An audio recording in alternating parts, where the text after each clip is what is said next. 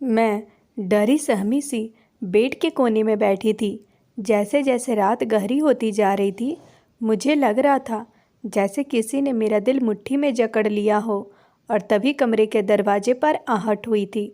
कमरे के दरवाजे पर जरा सी आहट से ही मेरा दिल काँप कर रह गया था। मैंने डर के मारे अपनी मुट्ठियाँ भींच ली थी कि अब मेरे साथ आगे क्या होने वाला है। कमरे का दरवाज़ा खुला और वह इंसान लड़खड़ाते हुए कदमों से कमरे में आया था। बड़ी ज़ोर से उसने दरवाज़ा बंद किया था। जैसे जैसे उसके डगमगाते कदम मेरी तरफ बढ़ रहे थे, मुझे लग रहा था कि बस मेरी जान निकल जाएगी। वह नशे से चूर आँखों के साथ गिरने के अंदाज से बेड पर बैठा था। मैं सहम कर बिल्कुल बेड के कोने से जाग लगी थी। वह कहने लगा, इतना घबरा क्यों रही हो? मैं तुम्हारा पति हूँ, कोई गैर नहीं। तुम्हें बहुत रीति रिवाज कानून याद आते हैं मुझे देखकर। देख लो, अब हर तरीके से मैं तुम्हारा पति हूँ, कानूनी भी और रीति रिवाज के अनुसार भी। ये मत समझना कि मैं नशे में हूँ तो तुम्हें छोड़ दूँगा। आज मैं तुम्हें बताऊँगा शादी के फेरे क्या होते हैं और शादी के मंत्र क्या होते हैं, कानूनी पति क्या होता है। यह सब मैं आज की रात तुम्हें बताऊँगा। यह सुनकर मैं रोने लगी थी। उस समय मैं बिल्कुल बेबस थी। अभी मैं अपने स्कूल यूनिफॉर्म में ही थी। मेरी उम्र अभी सिर्फ 18 साल थी और मैं 12वीं क्लास की स्टूडेंट थी। मैं स्कूल से घर जा रही थी कि अचानक से मेरे सामने गाड़ी खड़ी हुई। गाड़ी के पिछली तरफ का दरवाज़ा खुलते ही किसी ने मुझे कलाई से पकड़कर अंदर की तरफ बड़ी ज़ोर से खींचा था। मैं डगमगा कर गाड़ी में गिरी थी और किसी ने मुझे खींचकर गाड़ी के अंदर किया और दरवाज़ा एकदम से बंद हो गया। मेरे नाक पर एक रुमाल रख दिया गया और मैं बेहोश हो चुकी थी। जब मुझे होश आया तो मैं एक बंद कमरे में थी। यह देखकर मैं बहुत घबरा गई थी। मैं रोने लगी और दरवाज़ा पीटने लगी कि दरवाज़ा खोलो, मुझे यहाँ से बाहर निकालो। लेकिन मेरी पुकार सुनने वाला जैसे कोई नहीं था। मैं रोते रोते बेहाल हो चुकी थी। मेरा गला सूख चुका था और अब दर्द भी करने लगा था। पूरा कमरा बंद था, ना वह खिड़की थी ना कोई रोशनदार कि मैं अंदाज़ा लगा सकती थी कि मैं कहाँ हूँ, बाहर दिन है या रात हो चुकी है। मैं हर चीज़ से बेखबर थी। 4 घंटे बाद जब दरवाज़ा खुला तो मेरे सामने जो आदमी खड़ा था उसे देखकर मैं सांस तक लेना भूल गई थी। उसके साथ 2 मर्द और भी थे। उन्हें देखकर मेरा दिल यूं हो गया था कि धड़कना भूल गया था। मुझे लगा कि वह इंसान मुझे शायद अपनी बेइज्जती का बदला लेने आया है, मेरी इज्जत को दागदार करेगा। लेकिन वह तो मुझे ज़िंदगी भर का दर्द देना चाहता था। वह कहने लगा, 10 मिनट बाद पंडित जी आ जाएंगे। मैंने शादी के सारे इंतजाम कर लिए हैं।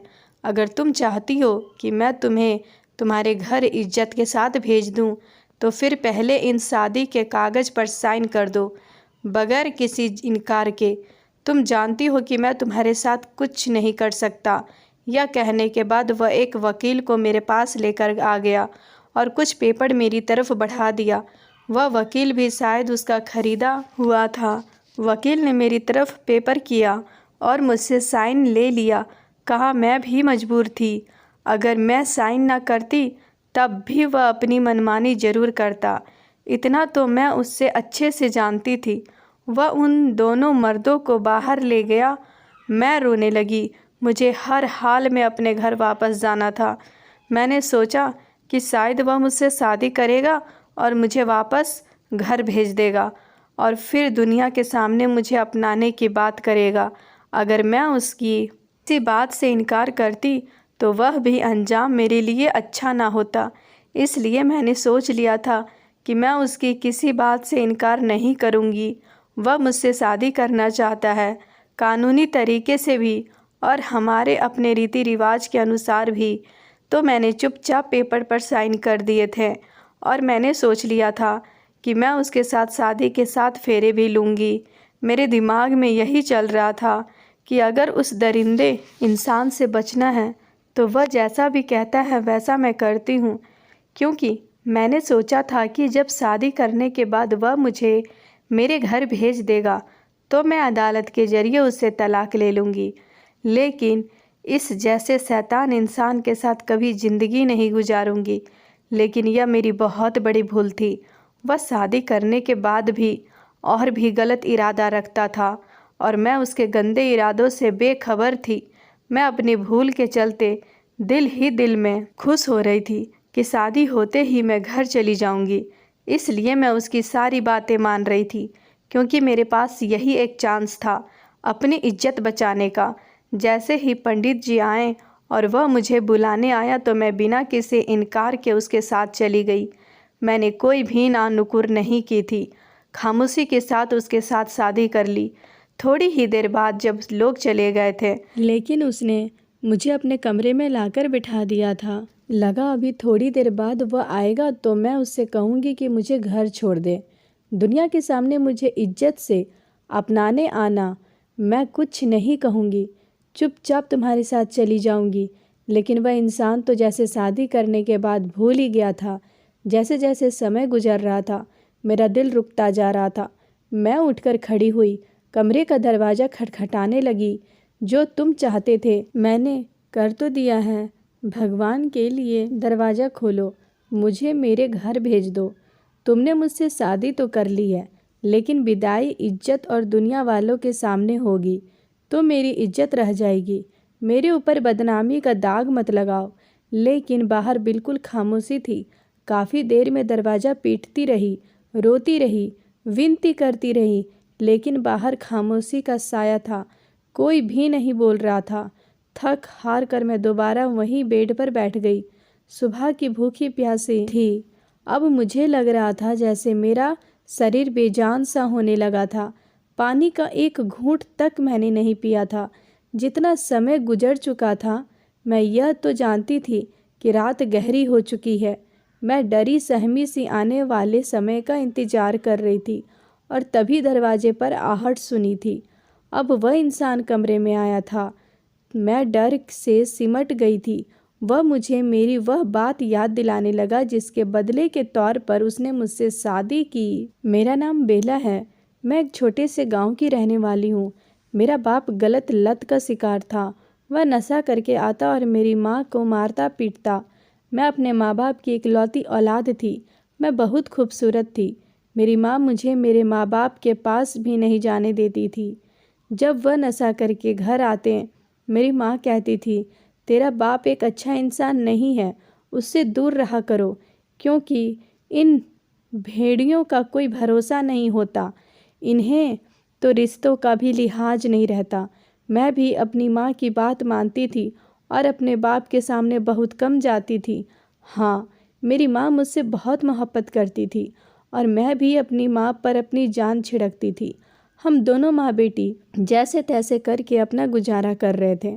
घर के खर्चे से जोड़ तोड़ करके मेरी माँ ने मेरा एडमिशन करा दिया था, क्योंकि मुझे पढ़ने का बहुत शौक़ था।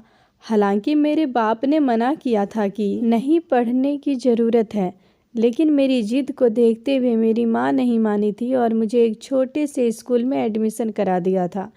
एक बार मेरे बाप की नशा करने से तबीयत बहुत ख़राब हो गई थी और वो वहीं सड़क पर बेहोश हो गया। तो यही लड़की विवेक 2 लड़कों के साथ मेरे बाप को घर तक लेकर आया था और वह एक मनहूस पल था कि दरवाज़ा मैंने ही खोला था। ये तीनों भी नशे में थे, लेकिन मेरे पापा नशे से बेहोश हो चुके थे। यूं अजनबियों के साथ मैंने जब अपने पापा को उनके कंधे पर हाथ डाले, चेहरा गर्दन गिरे हुए देखा तो मैं परेशान होकर पापा पापा चिल्लाने लगी। मेरी माँ मेरी चीख सुनकर बाहर आ गई थी। अजनबी और नशे में धूत लोगों को देखकर मेरी माँ मुझे घूर कर देखने लगी और मुझे डांटते हुए कहा, तुम अंदर जाओ, तुम्हारे बाप का तो यही हाल होना था। इतना परेशान होने की तुम्हें कोई ज़रूरत नहीं है जितना वह नशा करता है। एक दिन देखना किसी गाड़ी के नीचे आकर मर जाएगा। मैं कमरे में चली गई, लेकिन मैं नहीं जानती थी कि यह पल मेरे लिए किसी मुसीबत का कारण बनने वाला है। आज मैं आंसू बहाते हुए उस पल को कोस रही थी जब मैंने दरवाज़ा खोला था। उस लड़के ने तो मेरी ज़िंदगी नर्क बनाकर रख दी थी। मैं जब भी स्कूल जाती तो मुझे लगता कि जैसे कोई मेरा पीछा कर रहा है। 2-4 दिन तो मुझे यही महसूस होता रहा कि मेरा कोई पीछा कर रहा है, लेकिन एक बार मैंने पलट कर देख ही लिया। वही लड़का जो उस दिन मेरे पापा को लेकर आया था, कुछ कदमों की दूरी पर मेरे पीछे आ रहा था। 23-24 साल का नौजवान लड़का सिगरेट मुंह में दबाए हुए था, गहरी समारा रंग था और आवारा टाइप का था। मैंने बहुत ही नापसंद नज़रों से उसे देखा और उसे गुस्से से घूरा भी, ताकि वह समझ जाए कि मुझे उसका पीछा करना पसंद नहीं। लेकिन वह अपने पीले से दांत निकाल कर हंसने लगा। काफ़ी दिन तक वह तो मैं उसे नज़रअंदाज करती रही, लेकिन एक बार उसने मेरे साथ वह किया कि मैं सोच भी नहीं सकती थी। मैं स्कूल से बाहर आई तो वह सामने खड़ा था। मैंने उसे नज़रअंदाज किया और घर की तरफ बढ़ गई। मेरा स्कूल घर से बहुत दूर नहीं था, लेकिन 15 मिनट की दूरी पर था। वह लड़का जल्दी से मेरे पास आया और कहने लगा, मुझे तुमसे कुछ बात करनी है। मैंने कहा, यह कौन सा तरीका है? बीच सड़क पर तुम मेरा रास्ता रोक कर कह रहे हो कि मुझे तुमसे बात करनी है? कौन हो तुम? मैं तुम्हें नहीं जानती और ना ही मुझे तुमसे कोई बात करनी है। मैंने अपने शब्दों को काफ़ी तेज और सख्त कर रखा था। वह कहने लगा, तुम्हारा बाप मुझे बहुत अच्छी तरह से जानता है। मैं अपने घर वालों को तुम्हारे घर तुम्हारे रिश्ते के लिए भेजूंगा। तुम मुझे अच्छी लगती हो। यह सुनना था कि मैं गुस्से के मारे लाल हो गई थी। मैंने कहा कि ऐसी हरकत करने की कोई ज़रूरत नहीं है, क्योंकि तुम मुझे बिल्कुल पसंद नहीं हो और आगे से मेरा पीछा भी मत करना। यह कहकर मैं आगे बढ़ गई। मैं समझी कि बात यहीं ख़त्म हो जाएगी, लेकिन वह लड़का 2 दिन बाद ही खुद अपने माँ के साथ हमारे घर पर आ गया और मेरे पापा उस समय घर पर ही थे। मेरे पापा उसे जानते भी थे, इसलिए उसे घर आने से रोका नहीं। वह अंदर आ गया और बहुत ही धड़कले अंदर पर कुर्सी पर बैठ गया। उसकी माँ भी बड़ी अजीब सी थी, मुंह में पानी डाले हमारा पूरा घर देख रही थी। उसे जरा भी इस बात का एहसास ना था कि उसने अपने बेटे को कितनी घटिया परवरिश दी है और वह अपने इस घटिया से बेटे का रिश्ता मेरे लिए लेकर आई थी। उसे चाहिए था कि वह अपने बेटे को समझती, क्योंकि उसका बेटा नशेड़ी था और नशेड़ी आदमी औरत को तकलीफ़ और तंगी देने के सिवाय दे ही क्या सकता है। नशेड़ी आदमी को तो नशा ना मिले तो वह अपनी पत्नी को भी बेच डालेगा। उस औरत ने मेरे बाप से इधर उधर की बातों के बीच मेरा रिश्ता मांग लिया। मुझे लगा था कि मेरा बाप उन्हें धक्के देकर बाहर निकाल देगा, लेकिन मुझे हैरत उस समय हुई जब पापा ने कहा कि तुम काम तो कुछ नहीं करते हो, मैं कैसे तुम्हें अपनी बेटी का हाथ दे दूं? तो उसने जेब से 2 लाख निकाल कर पापा के सामने रख दिया।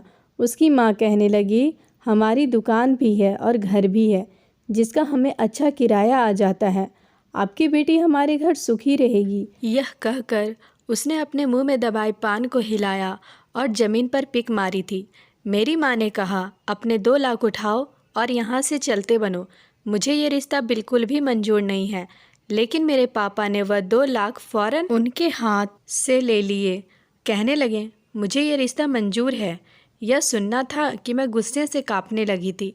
मेरी माँ भी कहने लगी, क्या हो गया आपको? मैं कभी भी अपनी बेटी किसी भी नशेड़ी के हवाले नहीं कर सकती। पापा कहने लगे, तेरी बेटी कहाँ से आई? वह मेरी बेटी है और पूरे होशो हवास में उसकी शादी इस लड़के से करूँगा। यह सुनने की देर थी कि मैं फ़ौरन कमरे से बाहर निकल आई और मैंने गुस्से से चीखते हुए पापा से कहा, मुझे यह रिश्ता बिल्कुल मंजूर नहीं है। मेरे मुंह से इनकार सुनना था कि उस लड़के की माँ अपने बेटे को घूरने लगी। कहने लगी, कमबख्त, तू तो कहता था लड़की तेरे से मोहब्बत के चक्कर में चल रहा है और यह तो इनकार कर रही है। यह सुनना था कि मैं और भी गुस्से से लाल पीली हो गई थी। मैंने कहा, मैं इस जाहिल गंवार को बिल्कुल भी पसंद नहीं करती। बेहतर है कि आप लोग यहाँ से निकल जाएं। लेकिन वह लड़का गुस्से से खड़ा हुआ अपनी माँ को कहने लगा, माँ, अपने हाथ में पहनी अंगूठी तो मुझे दो। मैं इसे बताता हूँ कि मैं क्या कर सकता हूँ।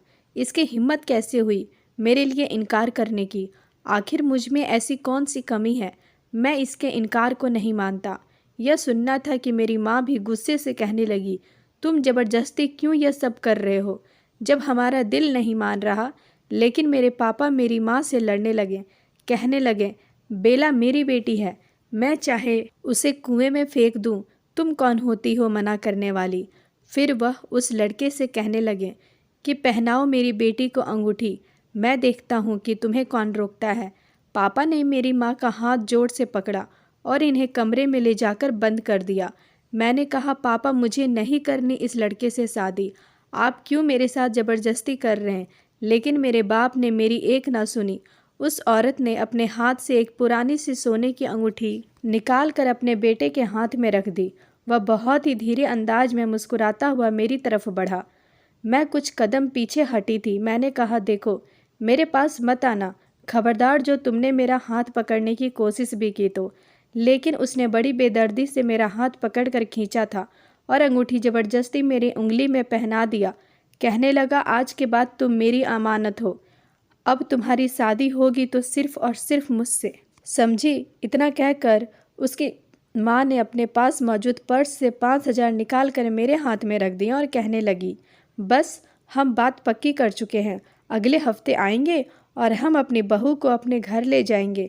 मेरे पापा तो उन 2 लाख को बार बार गिन रहे थे और खुश हो रहे थे।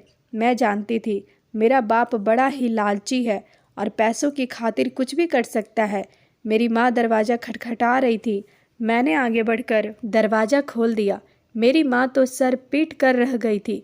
वह मेरे बाप को धक्का देकर बोली, तुम कैसे बाप हो। लोग अपनी बेटियों के लिए अच्छे नसीबों की प्रार्थना करते हैं, उनके लिए अच्छे रिश्ते ढूंढते हैं, और तुमने अपने इकलौती बेटी की मंगनी एक नशेड़ी से कर दी। अगर मेरा बाप इन लोगों को सामने ही मेरी माँ के मुंह पर थप्पड़ मार दिया और कहने लगा कि मेरी बेटी है, मैं जो चाहे करूं, तुम होती कौन हो मुझे सलाह मशवरा देने वाली। अब अगर तुमने अपने मुंह से एक शब्द भी निकाला तो मैं तुझे अभी के अभी धक्के देकर घर से निकाल दूंगा। इतना सुनना था कि मेरी माँ खामोश हो चुकी थी। वह लड़का बड़ी बेशर्मी नज़रों से मुझे देखने के बाद अपनी माँ के साथ वहाँ से चला गया, जबकि मैं अपने हाथ में मौजूद वह अंगूठी देखती रह गई। कितनी देर तो मुझे कुछ समझ नहीं आ रहा था, और जब थोड़ी देर बाद मुझे होश आया तो गुस्सा अंगूठी पर निकाल दिया। अंगूठी को अपनी उंगली से निकाल कर मैंने बाहर फेंक दिया। मेरे लिए वह अंगूठी नहीं बल्कि जंजीर थी। मुझे नफरत सी महसूस होने लगी थी। मैंने अंगूठी उतार कर वहीं फेंक दी और कहने लगी, मैं उस लड़के के साथ शादी नहीं करने वाली। जब मेरे बाप ने यह देखा तो गुस्से से आग बबूला हो गया। मैं जैसे ही कमरे से निकल रही थी, उसने मुझे मेरी चोटी से पकड़कर दीवार से पटक कर कहने लगा, तेरी क्या हिम्मत जो तू मेरी बात पर इनकार करे। वह अंगूठी उठा और वापस अपने हाथ में पहन, वरना तेरा वो हाल करूँगा कि तू देखती रह जाएगी। बाप की मार खाकर मजबूरन मुझे वह अंगूठी दोबारा पहननी पड़ी। सारी रात मेरी रोते हुए गुजरी थी। मैं उस इंसान का सोच रही थी और मुझे उससे घिन आ रही थी। भला मैं उस इंसान के साथ पूरी ज़िंदगी कैसे गुजार सकती थी। मंगनी के बाद रोज़ वह मुंह उठाकर घर में घुसा चला आता। कभी ज़बरदस्ती मुझे मोटरसाइकिल पर बैठने को कहता और कभी स्कूल में लेने चला आता। मेरी सहेलियों मुझे देखकर मजाक बनाया करती थी तो मैं शर्मिंदा होकर रह जाती थी। माँ से शिकायत करती तो वह भी क्या कर सकती थी, वह भी मजबूर थी। जैसे ही मैं स्कूल से आती वह घर चला आता था और मेरा बाप भी उसे बिल्कुल मना नहीं करता था। कहता है कि तुम मेरे इकलौते दामाद हो। उसकी खूब सेवा करता था। मेरा बाप और वह मिलकर कई कई घंटे तक ताश खेलते रहते और फिर शराब का दौर चला करता। जब भी वह घर आता तो अजीब से फरमाइश कर दिया करता था। कहने लगता, मेरे लिए चाय बना कर लाओ, तो कभी कहता, मेरे लिए अपने हाथों से हलवा बना कर लाओ। वो मेरे सामने बैठकर मेरी तारीफ़ करता और मेरी बात सुनकर खुश होता रहता। मुझे तो अपने बाप से भी नफ़रत महसूस होने लगी थी, जिसके अंदर गैरत नाम की चीज़ मौजूद ना थी। वह बहाने बहाने से मेरा हाथ पकड़ने की कोशिश करता तो कभी मेरे गले में पड़ा दुपट्टा खींचकर उतार देता। मैं अगर उसको मना करती तो वह कहता, तुम मेरी पत्नी बनने वाली हो, मैं जो चाहे कर सकता हूँ। मैं गुस्से से कहती, यह गलत है, अभी मैं तुम्हारी पत्नी बनी नहीं हूँ। शादी से पहले मेरे साथ इस तरीके से हरकतें मुझे बिल्कुल भी पसंद नहीं है। जब तक शादी नहीं हो जाती तुम मेरे लिए गैर हो। अपनी हद में रहा करो। लेकिन उस ढीठ इंसान पर कोई भी असर नहीं होता था। एक दिन तो उसने हद ही कर दी। घर पर कोई नहीं था और वह घर आधम का, और मेरे अकेलेपन का फ़ायदा उठाते हुए मेरी कमर में हाथ डालकर मुझे अपने करीब खींच लिया और मुझे चूमने की कोशिश करने लगा। मैं उससे खुद को छुड़ाने की कोशिश करने लगी, लेकिन उसकी रोज़ की बात तो मेरी पत्नी बनने वाली हो, मैं कुछ भी कर सकता हूँ। लेकिन मैंने उसे अपने आप से दूर किया और गुस्से से कहा, मैं अभी तुम्हारी पत्नी बनी नहीं हूँ, इसलिए शादी से पहले मुझे टच भी मत करना, वरना मुझसे बुरा कोई नहीं होगा। तभी माँ आ गई और वहाँ वो चला गया। एक दिन ऐसी खबर सुनी जिससे सुनकर मेरी समझ में नहीं आ रहा था मैं खुश हूँ या फिर दुखी। उस दिन मेरे पापा घर नहीं आए थे। सारी रात बीत चुकी थी। मेरी माँ भी परेशान होने लगी थी कि पड़ा होगा किसी गली नुक्कड़ पर शराब पीकर। जैसे ही सुबह हुई तो मेरा जबरदस्ती का मंगेतर विवेक मेरे पापा को घर लेकर आया था। मेरे पापा की मौत हो चुकी थी। शराब पीने की वजह से वह ऐसा बेहोश हुआ कि दोबारा उठ ही ना सका। अगर यह सुनकर मुझे जरा भी दुख महसूस नहीं हुआ, ना ही मेरी आंखों में आंसू आए। मैं उल्टा खाली खाली आंखों से अपने बाप को देख रही थी। गांव वाले मेरे बाप के अंतिम संस्कार में शामिल के लिए नहीं आए थे, क्योंकि पूरा गांव जानता था कि मेरे बाप की करतूतें कितनी गलत है।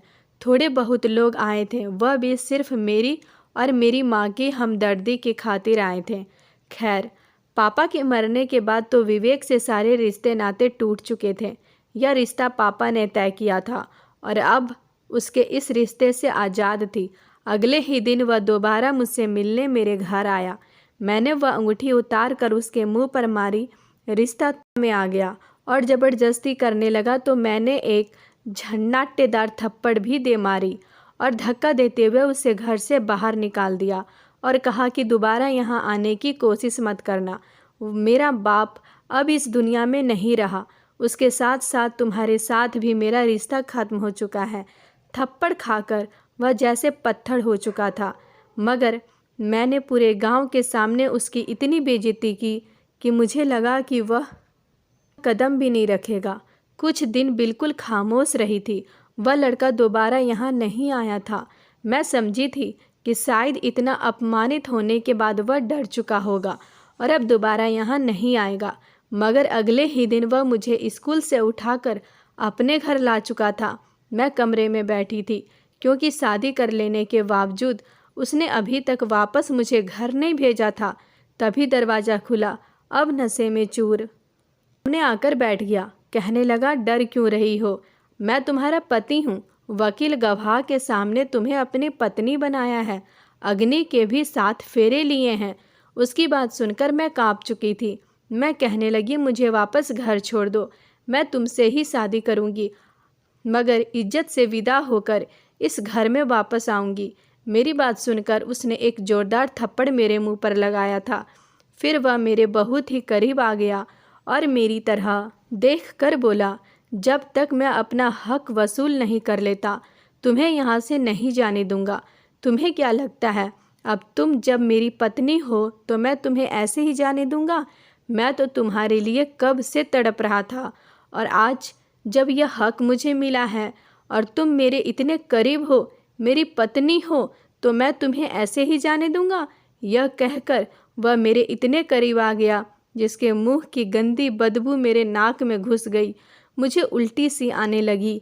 मैंने अपना सांस रोक लिया और फिर उसके बाद उसने मेरे साथ जो किया मैं सोच भी नहीं सकती थी।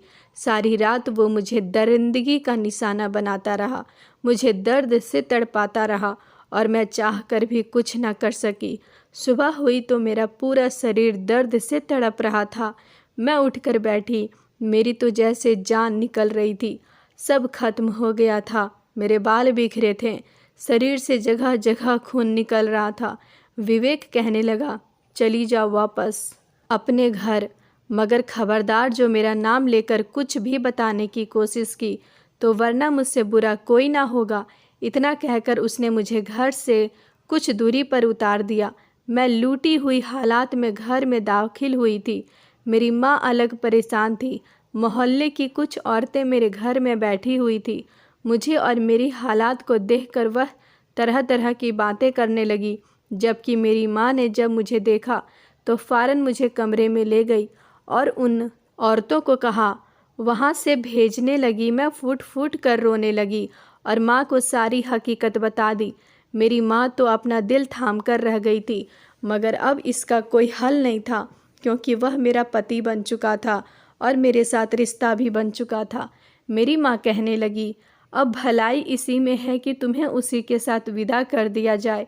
वैसे भी अब तुमसे मोहब्बत के दावे करता है, क्या पता तुम उसके साथ रहने लगो तो वह सुधर जाए। मोहब्बत में बड़ी ताकत होती है। मेरा दिल तो नहीं मान रहा था, मगर मैं मजबूर थी, क्योंकि मैं उसकी पत्नी थी और उसने कल जो मेरे साथ किया था मैं सारी ज़िंदगी भूल नहीं सकती थी। ना चाहते हुए भी मेरी माँ मुझे सुनहरे सपने दिखाने लगी। मोहल्ले वालों ने हमारे घर आना शुरू कर दिया था। पूरे मोहल्ले में यह खबर फैल गई थी। बहाने बहाने से औरतें हमारे घर आती। मैंने भी किसी से कुछ नहीं छुपाया था। पूरे गांव में यह खबर फैल गई थी। जब विवेक पर गुस्सा कर रहे थे, लेकिन उसके डर की वजह से कोई कुछ नहीं बोलता था। पूरा गांव जानता था विवेक कितना गिरा और घटिया इंसान है। सब मुझे दया भरी नज़रों से देख रहे थे और मुझे समझा भी रहे थे। अब जब तुम्हारा बाप का साया ही भी नहीं है, और साया था तब भी वह तुम्हारे लिए बाप कम और कसाई ज़्यादा था। तुम अकेली तन्हा माँ बेटी उसका मुकाबला नहीं कर सकती।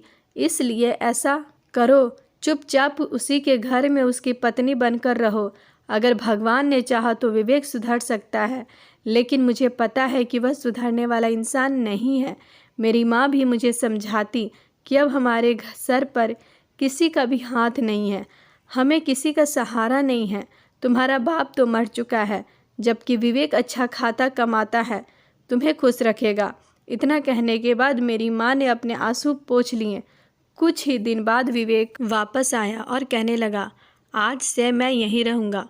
मेरी माँ भी कहने लगी, ठीक है, इस बहाने घर में एक मर्द भी मौजूद रहेगा। उसका रवैया शादी के बाद भी बदल ना सका। वह मेरे साथ यूँ बदसलूकी किया करता था।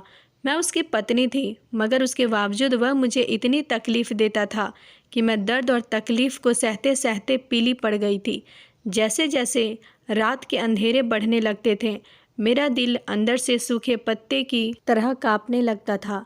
शादी के जो नए नए दिन होते थे उसमें लड़की गुलाब की तरह महकने लगती थी, क्योंकि पति उसको उसे फूलों की तरह रखता था। लेकिन मेरी किस्मत में शादी के नए दिनों की यह बहार नहीं थी। वह मेरे ऊपर हर रात को जुल्म करता था। मुझे इतनी तकलीफ़ और दर्द देता कि मैं तड़प उठती थी। मैं अपनी माँ को बताती तो मुझे सब्र करने को कहती। मेरी हालात बहुत ख़राब हो चुकी थी। विवेक बेरोजगार था, उसके पास कोई नौकरी ना थी। हाँ, उसका खुद का मकान और कुछ दुकान थी जिसका किराया आ जाता था। वह पूरा दिन कोई काम नहीं करता, सारा सारा दिन घर पर पड़ा रहता था। और मुझे एक दिन यह खबर भी मिल गई कि मैं प्रेग्नेंट हूँ। मैंने सोचा कि शायद अपनी औलाद का सुनकर विवेक का गलत व्यवहार बदल जाएगा, मगर ऐसा कुछ भी नहीं हुआ था। मेरी हालात दिन ब दिन खराब होती जा रही थी। आने वाले बच्चे की खबर सुनकर भी विवेक के व्यवहार में कुछ कमी नहीं आई थी। वह रातों को मुझे वैसे ही तकलीफ़ देता था। डॉक्टर ने मुझे कहा था कि तुम अपने पति से दूर रहो, वरना तुम्हारे बच्चे की जान को खतरा हो सकता है। मैंने जब यह बात विवेक को बताई तो वह गुस्सा हो गया। कहने लगा, यह बताने वाली डॉक्टर कौन होती है? अगर मैं अपनी शारीरिक ज़रूरतें तुमसे पूरा नहीं करूँगा तो फिर किससे करूँगा? और क्या जो औरतें उम्मीद से होती है वह अपने पति की ज़रूरतें पूरी नहीं करती? मैंने कहा, लेकिन डॉक्टर ने कहा है बच्चा बहुत कमज़ोर है और तुम मुझे जिस तरह दर्द देते हो बच्चे की जान को खतरा हो सकता है।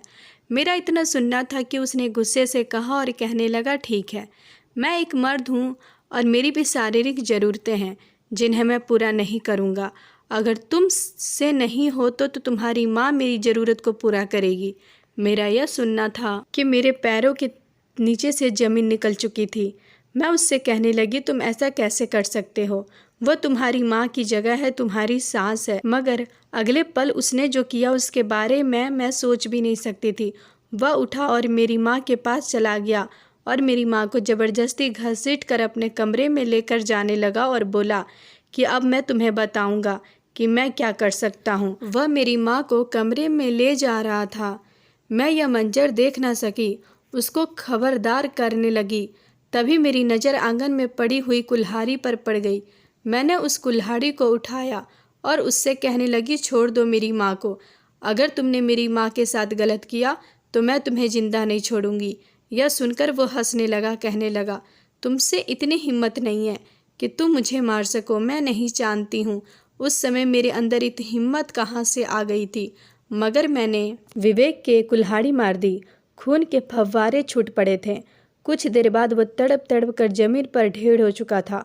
शोर की आवाज़ सुनकर मोहल्ले वाले भी आ चुके थे, मगर जब उन्होंने विवेक को देखा तो वह कहने लगे, इसका यही अंजाम होना चाहिए था, यह इसी काबिल था। इसके बाद पूरे मोहल्ले ने मिलकर खुफिया तरीके से उसका अंतिम संस्कार कर दिया। किसी को कानोकार खबर भी ना होने दी। मैं और मेरी माँ गांव छोड़कर शहर चले आए। यहाँ आकर मैं पढ़ाई के साथ साथ नौकरी भी करने लगी थी और मेरी माँ कपड़े सिलाई करके गुजारा करने लगी थी। कुछ महीने बाद मैंने एक मरी हुई बच्ची को जन्म दिया था। बेटी के मर जाने का मुझे दुख था, मगर यह सोचकर तसल्ली हो गई थी कि शायद इसी में इसकी भलाई थी। शहर आए हुए हमें 2 साल हो चुके थे।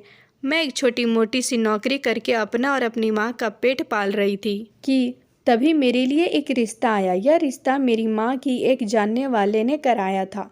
लड़के की पहली पत्नी मर चुकी थी। बच्चे को जन्म देते ही उसकी पत्नी मर गई थी। छोटी सी नवजात बच्ची थी जिसे पालने के लिए माँ की ज़रूरत थी और इसलिए वह शादी करना चाहता था। मेरी माँ ने यह रिश्ता मेरे सामने रखा और कहा, लड़का अच्छा पढ़ा लिखा है, तुम्हें खुश रखेगा। मैंने भी इस रिश्ते के लिए हाँ कर दी थी। जिंदगी में कोई खुशियाँ और उमंग तो बची नहीं थी। हाँ, जब उस मासूम बच्ची को देखा तो मेरे दिल में उसके लिए ममता उमड़ आई थी। मैंने सोचा वह छोटी सी नवजात बच्ची है जिसे माँ की सख्त ज़रूरत है। मैं उसे माँ का प्यार दूंगी। पता नहीं कोई दूसरी सौतेली माँ आएगी, वह कैसी होगी, और मैं उस बच्ची को अच्छे से ध्यान रखूंगी। यही सोचकर मैंने रिश्ते के लिए हाँ कर दी। मेरी माँ ने मेरी शादी कर दी और मैं अपनी ज़िंदगी में आगे बढ़ गई। मेरा पति बहुत ही अच्छा है। मैं उसकी बच्ची का एक सगी माँ की तरह ध्यान रखती हूँ। यह देखकर मेरे पति के दिल में मेरे लिए और भी इज्जत बढ़ गई है। मैं अपने परिवार में बहुत खुश हूँ, लेकिन अब भी जब गुजारा हुआ समय याद आता है तो मेरी आत्मा काँप जाती है। दोस्तों, यह थी आज हमारी यह कहानी। आपको कहानी कैसी लगी कमेंट करके हमें ज़रूर बताएं। कहानी अच्छी लगी हो तो चैनल को सब्सक्राइब, वीडियो को एक लाइक ज़रूर करें। कल मिलते हैं एक नए कहानी के साथ। तब तक अपना ध्यान रखिएगा। धन्यवाद दोस्तों।